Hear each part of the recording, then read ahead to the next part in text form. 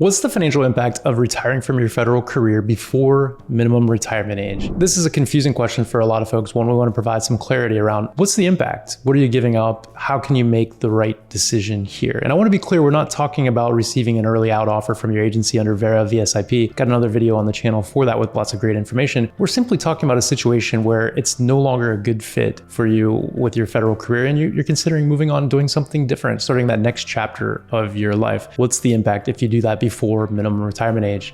What are we giving up? First, guys, my name is Justin. I'm a financial advisor. I've been doing this for a long time, creating custom financial plans, managing investments, really just helping people make smart financial decisions. I'm part of a federal family myself. So if you're working on something, would love to hear about it, love to be a resource for you, please feel free to go ahead and reach out to us. Back to the question, there's a lot of attention around this right now, especially with the new administration coming in. There's a little bit of uncertainty in the air. And this is a question, frankly, that we answer a few times a year. People are always looking at their options and trying to decide what might be right for them, what's the right move, what's the right timing, etc. And so they want to know what they're giving up, what the financial impact is, and how to make a good decision here. A lot of times people think if you go out before MRA, before your minimum retirement age, you give up all of your federal benefits, okay? And that's not true. You still retain some of them. Of course, your FERS basic annuity, if you have at least 5 years in the system, you can be eligible for a deferred annuity in the future, okay? You can stay in the system, and then when you turn 62, you'll be able to claim those benefits. If you have at least 10 years of service when you go out, you'd have the opportunity to claim that deferred annuity as early as age 57. You just have to consider some reductions that might apply. Of course, with your TSP, your balance is always vested, so you have the right to continue to manage that as you see suitable for your future, okay? So no big deal there. Now, when it comes to your insurance coverages, you would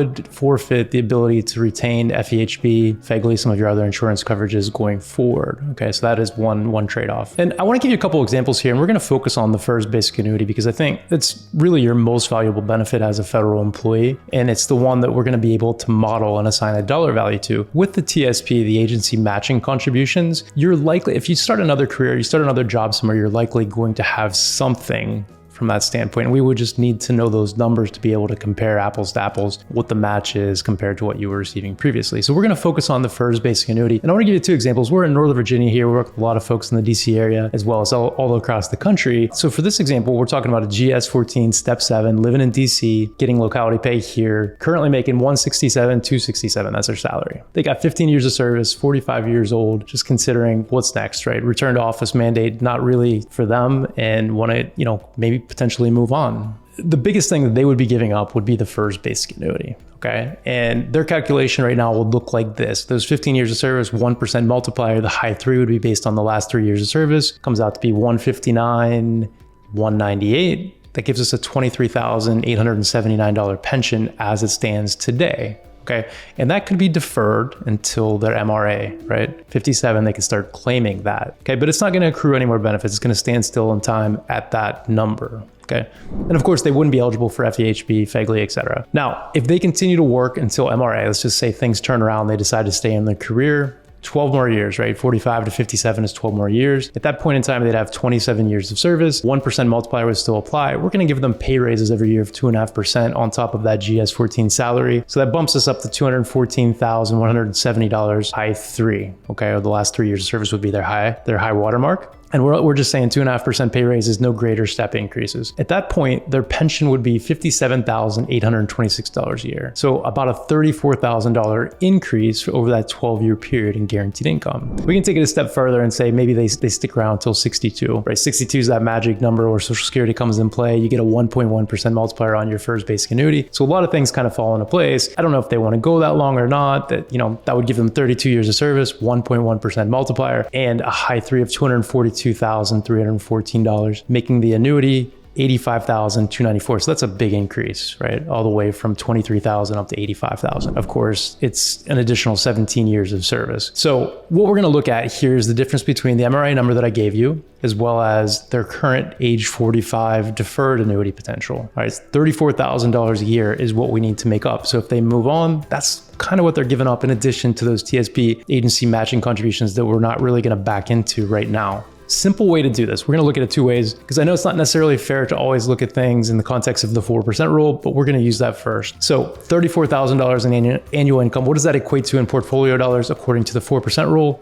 $34,000 times 25 gives us $850,000. That's the number we need to come up with in a 12-year period. Okay, but as I mentioned, the first basic annuity doesn't really work like a portfolio where you're only taking a 4% distribution. It works more like an annuity. It is an annuity. So we can say like a 7.5 or 8% distribution rate is kind of what annuity companies will use to calculate the rate, the income they're going to give you. So if we say 7.5%, that's $34,000 times 13.3 is our multiplier. That gives us $452,200. That's the portfolio value we need. So that's kind of the difference in two situations that we need to make up over a 12-year period. Now, how do you come up with 850 grand in 12 years? It looks like this. You run a simple future value calculation and we say $850,000, 12 years, we think we can make 8%, which, it's nice in the first annuity. They're taking all the risk on the investment side. We'll be lucky if we can get that 8% over the next 12 years. That means we need to put away $41,473 a year to equal that lost FERS annuity money, right? Going from $23,000 up to $57,000, okay? Now, if you think it's more of a fair comparison, you want to buy an annuity with this money and you say, okay, I'm going to work with the $452,000 number over 12 years at 8%, we'd still need to save and invest $22,064 every year and make 8%.